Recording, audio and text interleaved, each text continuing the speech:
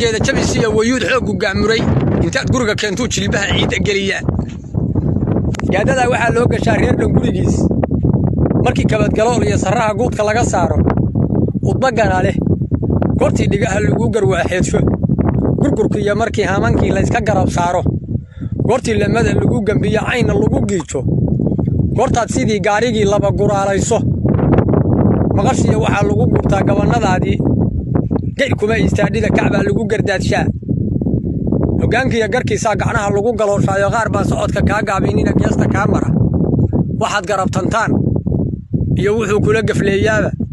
goorta tigaadii gashiya meeshii lagu guuray inta geed soo dhaabaad horseed ugu gabraadha waxa looga gabalaaxiyaa ruumangeeda leh goortuu cabaar galeelafo dabarka loo gaabsho aduguna gasiin ku raraalaba gardaamaysid dhaanbaad gadaal ugu radhaa gibilamoodkii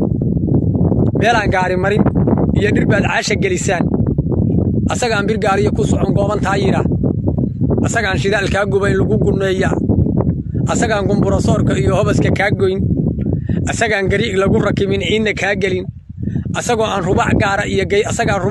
iyo geyrash kaa rabin